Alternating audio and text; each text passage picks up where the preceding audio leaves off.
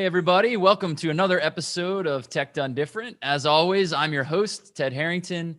And with me here today is my special guest, Lakshmi Hanspal, the Chief Security Officer of Box. Lakshmi, thank you so much for being on the show. Thank you, Ted. Glad to be here. So I'm pretty excited about the different things that we're gonna be talking about. And you have a really interesting and sort of diverse perspective because you wear many different hats in addition to being the Chief Security Officer at Box. And we'll get into those different things. But I wanted to talk about this idea that you mentioned when you and I were chatting the other day around as you phrased it, the art of cybersecurity. So I just love that framing, and I love this idea. So can you tell our audience what it is that you mean by that, and kind of what some of your thoughts are around this idea? Right, absolutely. And this idea has evolved over several years, if not a decade, and through my own experience. So having been in this field for more than 2 decades, I have seen that when people think of cybersecurity, it's considered extremely technical.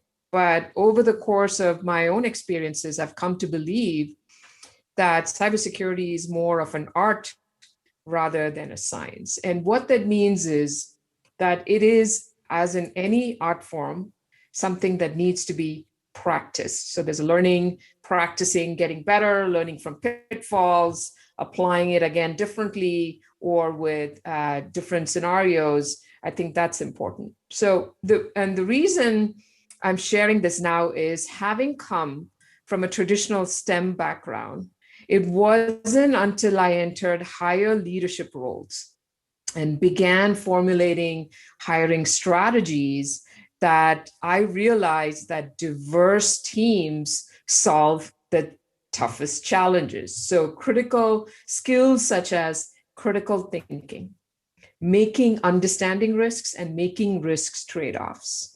Understanding that cybersecurity is not a zero-sum game. These are all more fundamental to thriving in the security industry, whereas what normal graduates or anybody trying to enter this field get pitched is cybersecurity, ethical hacking 101, right? Ethical hacking in my mind is 401. It's a specialty, right? No one goes into med school saying, med school, neonatology 101. No, you get your MD, you get a pediatric degree, then you go into neonatology. So it's like, so that is what I'm calling as the art of cybersecurity. And that means that our curriculum, that the way we hire, the way we create experiences, the way we build our next gen pipeline, all that needs to think about what is fundamental to this art. And then what are the specialties that need to be layered on top of the fundamentals? Yeah, there's so many interesting ideas within the idea that you just described. And I want to ask you about a few of them as we go. So the first thing I heard you talk about was that diverse teams can solve harder problems. And I don't think you said those exact words, but that was I think the gist of what you're getting at. So that's awesome and really powerful. So what is it that you think, how do we help teams build more diversity? I mean, certainly diversity is a challenge across security in particular, tech in general. I think everyone is at least starting to wake up to the importance of diversity. What can we do to better drive towards that if it is in fact helping us solve problems, more difficult problems, which I totally agree with? Right. Diverse teams solve the toughest challenges. And this is because of the experiences they bring. So the diversity lens that I'm putting here is on experiences that you bring to the table, skill sets, capabilities, past experiences, but also your appetite and hunger for learning, for current challenges, challenging status quo, and then building new futures, right? So those are all the lenses or ingredients of the diversity lens that I'm putting on. And so to create the teams with different experiences, with different backgrounds, with different skill sets, different capabilities, one first needs to understand the current landscape, understand the state of the union, understand the capabilities you have within, and then you create strategies where you want to go hire different strengths. So manage around the, the weaknesses of the current team. So you go hire different strengths. So I can give you an example. More and more, cybersecurity domain is being driven by data, right? Not unlike any other domain, but more and more decision making in terms of automation response or capabilities is being driven by data. So now we need, from when I started to where I am here right now we need more data science, data analysts, that kind of background in cybersecurity, whereas that was more of a particular niche domain in the past, right? I mean, they were being hired for other areas, not cybersecurity. So if you have diversity of data science, data analytics, economic background, understanding the economies of how you're investing and how you're getting return on investment, how you're creating strategies, I think that's a different diversity within the team. Diverse stacks where you worked on scale and stacks that are different, that is bringing in diversity within the team. And then just soft skills.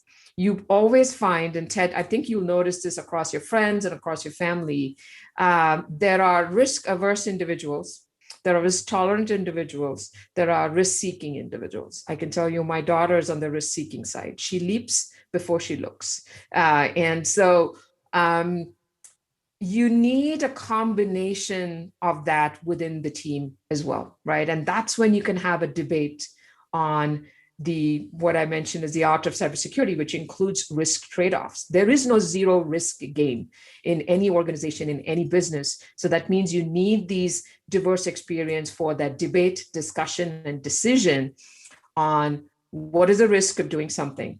Is that at an acceptable level? If not, what do we do to get it as an acceptable level? I love it. And I like the way you're sort of drawing this distinction between specialties versus the foundational elements. And I definitely agree with you on that. And one of the questions that I'm commonly fielding, people are asking me all the time, are around people getting into the field. So that's either people who are in a related field, maybe they're in more of an IT field and they want to get into security, or they're in an undergraduate degree program, or maybe even high school. And they're always starting to ask questions that are different ways of asking the root question, which is, how should I start? Like, what are the things that I should go acquire, learn, et cetera? How would you answer that? Let's say it's, let's go with the person who's an undergraduate student and they say, hey, I'm in a comp sci program. What should I be learning so I can start my security career? What's the first foundational element you point them to? They are no different than what we would point a post-undergrad or a graduate student to. They haven't acquired it, is critical thinking, algorithmic and logic and pattern understanding. So these are more at the macro level courses, right? These don't have a particular stack in mind, language, a programming language in mind just yet. This is about how you think and what is that signature approach that you would bring. The same problem can be solved in a number of ways, but how would Ted solve it versus, someone else within the team? I think that's important for earlier on for undergrads and anybody that's earlier in the career to think about two things. One is, what is the sort of the hunger, the appetite, the domain that you want to gravitate? Because cybersecurity in itself is a large field. You can be on the operator side, you can be on the governance side, you can be on the risk side. There's a physical security component to it, which ties into cyber, like we have within Box. You could be on the data, digital privacy or digital rights side. So the number of sort of domains. And so it's important to have a view of what are these one or two things that you want to deepen with it. And it's important to deepen rather than just going broad across many domains. And the second thing I would say is it's important to create your personal brand from earlier on. What is it that you bring to the table, right? Hey, I'm a, I know you don't want to say you're risk seeking, but you say, you're more than risk tolerant and you're able to look beyond the letter of the regulatory law or obligation in how a particular risk can be mitigated, right? So I think that's a particular skill that's needed more and more. And it's more of a practicing sort of soft skill, like any other, art, like martial arts. The more you practice, the better you get. This is about a matter of practicing, getting comfortable, being uncomfortable. And as you expand those boundaries of comfort, right? As you get more uncomfortable, expanding those boundaries of comfort, you're also expanding the boundaries of trust in which you engage with individuals. So that means that they could say, hey, we have this sort of what we may call a risky situation. Let's go have a conversation with so-and-so, because they would see it from a viewpoint that perhaps we've not hashed out yet. Yeah, that's really powerful stuff. We had a guest on the other day who used this metaphor that was similar to what you're describing about this. I love the way you said it, this idea of get comfortable being uncomfortable. And this guest the other day, he said, it's kind of like when you're a kid and you're riding your bike and you wind up riding it a little too fast. And you're having that sensation of like, this doesn't feel very comfortable right now, but you're like, the only way through is through kind of thing. That's kind of what you're describing, right? Like in those moments where you're uncomfortable, that's where growth happens. Is that what you're saying? That's where growth happens. That's where you feel that, this appetite, this hunger you had is like, oh, this is what that feeling, is, right? When that growth happens. One thing I would also say is network. There are the many pings that I get on LinkedIn. Just, the question that you asked, how do I get started? For some people, it's certifications, because it's more discipline. When you have to sit down for an exam for certification, there's prep work that goes with it. There's probably networking. You're probably doing a group study if it helps, all of that, right? Just for some people that works, right? Hey, I want to go get this certification. Because of that, I'm going to learn this. For others, it's more hands-on. Throw me in the deep end of the swimming pool, perhaps give me a vest, but throw me in and I will find my way, right? I will find my way with help, with support. And one thing I would say is that don't hold back on questions. Don't be shy about asking for help. This is not seen as a sign of vulnerability. In fact, it'll be seen as a sign of strength, because it shows that you're comfortable getting uncomfortable again. And when you're getting uncomfortable, you're seeking for assistance, you're seeking for help, which will be in a way to go forth, to expand those boundaries of comfort, right? Because you're not going to stop there. So develop your personal brand. Know one or two areas you want to deepen within. Don't like hop too fast. Like don't just be shallow in domains. It's okay to ask questions. It's okay to be seen. Show that vulnerable side and seek help. And network. Right? Find out. You heard a talk, you heard a podcast, you heard a conversation, and something like lit up a light bulb. Moment came, an epiphany, and then just follow through with that. Right? Hey, I heard you say this. What does this mean? Or how can I get that capability? How can I acquire that skill? Right? I think networking is very important, and today's world is made it very easy for us to network and have equal access or equal outreach into individuals that we want to learn from. Totally. I observed a really interesting thing happen the other day that that echoes all of the themes that you just described, where I was in the fortunate position to go give a guest lecture to a computer science program. And it was a virtual one. And by the time when I was done, I basically said to all the students, I said, hey, look, however I can help you, let me do that. Reach out to me. And there were maybe 50 students in the class. 2 reached out to me, and only 1 actually followed up that first email, so like schedule it once we were going back and forth. That one person who reached out and actually scheduled a meeting, she was really just asking for advice. She was doing what you're saying, right? She's asking for networking. She was trying to ask questions. She was, of course, putting herself in sort of that uncomfortable position. Fast forward to like 3 weeks later, we hired her because we're like, this person exhibits the traits we're looking for. And she wasn't necessarily looking for me to hire her, but now we're so excited she's part of the team. And so that's a real world example demonstrating exactly what you're talking about. Absolutely. And that's what, you never know where the road carries you. And demonstrating that initiative and demonstrating, I think there's a hunger to learn there is very important, because, part of the hiring strategy is where we see growth potentials, right? Where we see people bring in their unique signatures, but also growth potential right there. So one of the ways I think about this is, if we start with our own self, right? So simple question: how do I stay protected with my engagement on the internet, whether it be gaming, dating, financial transactions, anything that we're doing, research, anything, right? So you start with yourself, you start asking those questions. You're going to follow down some paths where you may or may not understand something. So you're going to learn from that, right? Then you're going to expand that circle beyond oneself to your family or friends. And you're going to say, hey, how secure are you, right?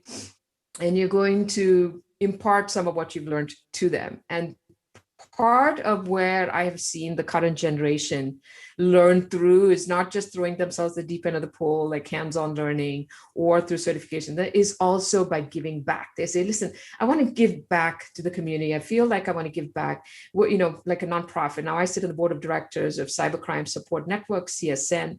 This is a nonprofit organization that serves individuals and small businesses impacted by cybercrime.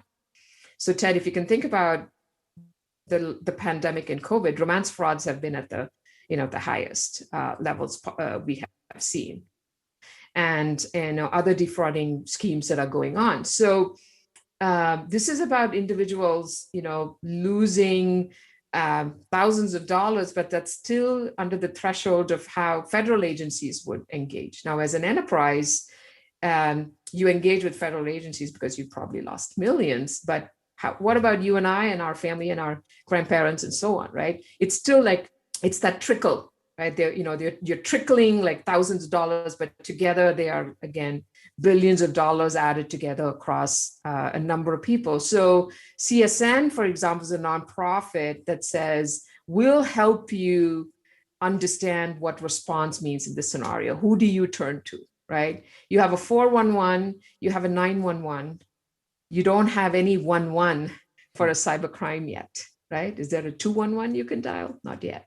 But so we need to, so part of where the learning comes from is think about, is there a giving back opportunity, or are you thinking about giving back in the community? And as part of doing that, you're going to learn not just for yourself, you're going to influence your friends, family, and then you're going to, go on and have an opportunity like what you said, talk to someone who say, hey, I want to hire you. Are you interested?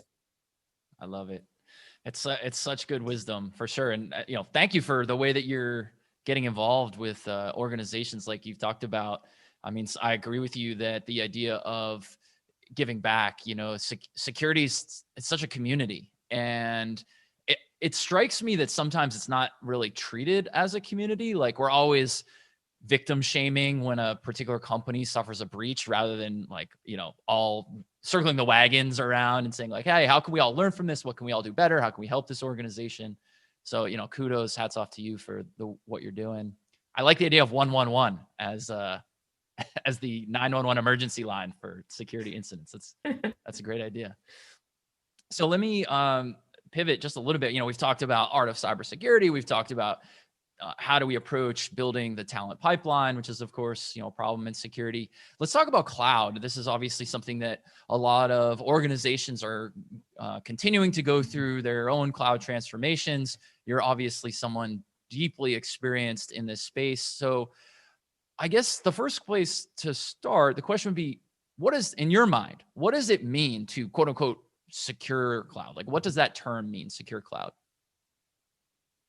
So if we take one step back in answering the question, what does it mean to operate in the cloud? And then we tack on what does it mean to secure the cloud? Operating in the cloud means that you're operating in an environment where the organization does not have, the full control, and I'm still going to quote unquote the control part of it, because there's some illusion that we had control on our data centers, but not on the cloud. So you're in a hosting environment or a hosted environment in which your business transactions, your critical transactions are operating in. So that is what operating in the cloud means. Now, how do you tack on top of that security, privacy, compliance, digital rights, all of that you need as obligatory and regulatory laws on top of cloud? Now, if you more broadly speaking, I would put this in the environment or the bracket category of trust in the cloud, because trust encompasses all what we're speaking about, right? It's in multi dimensions for me. In the dimensions of services, it's across security, privacy, compliance, notification obligations, engagement with the customer, right? All of those. In the dimension of the stack, it's layer 4 to layer 7, right? All the way from the hosting stack to the application stack. And then in terms of the third dimension is in terms of the capabilities of the trust. It's earned, when you talk to many different organizations, they'll say, we earn the trust of our customers every single day, and that's how we operate, right? It's never taken for granted. It's hard earned, but ephemeral. All it takes is, something, and to lose it very easily. So if we put it in the umbrella of trust, then what it takes to secure cloud is to understand what those boundaries of trust look like within the cloud between the customer and the provider, consumer and provider. Second, what is the shared responsibility between the consumer and provider again? So first is the due diligence and boundaries of trust. Secondly, the shared responsibility. And it is a shared responsibility. And anyone thinking that it rests on a single party has not understood that shared responsibility model. And the third, it is about, is this a partnership? And I have seen that partnership engagements, partnership relations between customers and their providers are the ones that thrive, that not just, obtain. There are 4 phases, right? You obtain, maintain, sustain.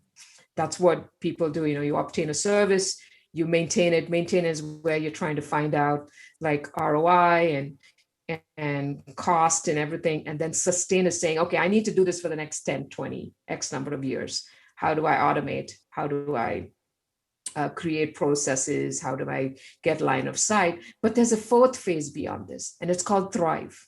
Because when you're thinking about, when you've done obtain, maintain, sustain, when you're thinking about thrive, you put it in overdrive in a different way. You're asking yourself different questions. You're saying, am I operating this in a partnership way? And a partnership is very different. I can tell you there's one scenario where you can either play it in your head or in real life and say that if there's anything that happens, that things go south, a partnership relationship engagement is different from a transactional relationship engagement, right? Something happened to data. Partners operate in very different ways than transactional engagements or transactional relations. I think that's important. So do your due diligence on the boundaries of trust, understand your shared responsibilities, and aim and strive towards a partner relationship with whoever your service provider is. Oh, I love it. Yeah, certainly agreed about everything you said, but the idea of partnership is such a powerful concept, right? That I said it before, security is a community and security is a team sport, and how do all these different parts work together? And I still makes me scratch my head that people still today think the responsibility falls on one or the other. Like it's either entirely, my job, or it's entirely the cloud provider's job to ensure security. And what you're saying is it's a shared responsibility model. Yeah. It is. Yeah. And what we're seeing over the last, year and a half more broadly is that as we talk to customers and analysts, we're seeing companies today start to dust off from the pandemic, and they're moving from shifting from crisis mode to strategic mode in their decision making. And what does that mean? They're trying to find out and figure out what a mixed mode of working inside and outside the office is going to be. They're dealing with increasing demands to digitize their customer and partner experience, right? And with recent news on hacks and privacy challenges, they want to understand how do they manage their digital transformation when there's huge risk and vulnerability at stake, right? So all of this is the new normal, the new future of work, but it means that digital first experiences across every single interaction need to be secure, right? And the heart of all of this is what I would say when you ask me the question, what does it mean to have a secure cloud operation, is having services that are built in, not bolted on.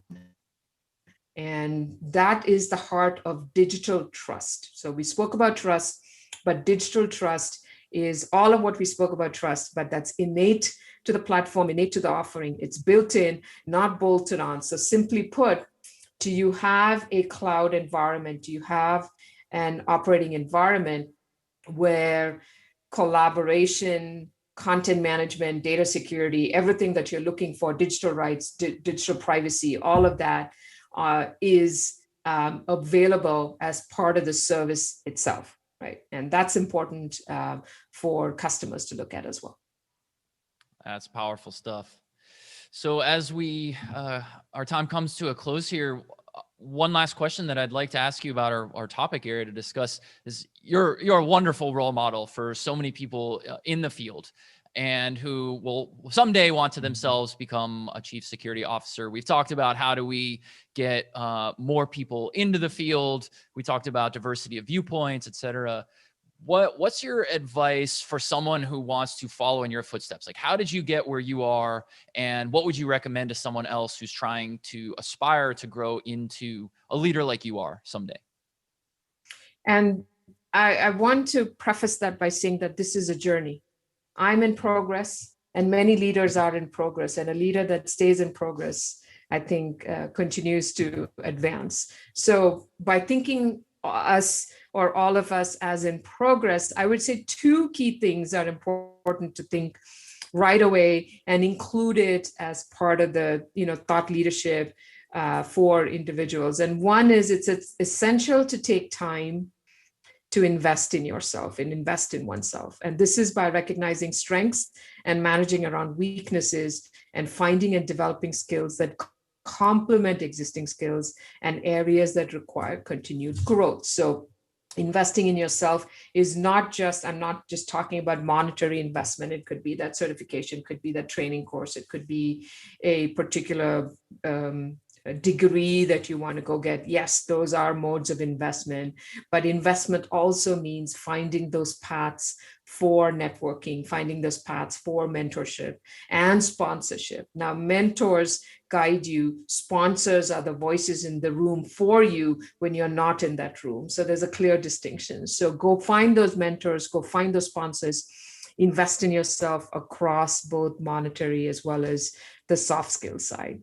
The second is, and we spoke about this a little bit, but I just want to emphasize, it's that important to create your personal brand that reflects your authentic you. In Box, we have a saying, bring your best dash to work, and that dash or that blank, you can fill it up. You can say, I'm bringing my best comedic self to work today because it's just one of those days I need it, right? So I think it's important to bring or reflect on your authentic you and create that personal brand. And what this does is gives you the ability to set tone and sentiment with people who interact with you. And it creates a more productive relationships. So think about investing in yourself, and just, don't hold back, right? I think this is an gender neutral, equal opportunity environment, and many organizations operate cybersecurity in that way. So don't hold back, ask the questions, and just continue to stay hungry. I love it. Stay hungry. What a good and positive note to end on. So, Lakshmi, thank you so much for spending some time with us here today. I think you will significantly improve the lives and professions of everyone listening. Thank you so much. Thank you, Ted. Appreciate the opportunity. Absolutely.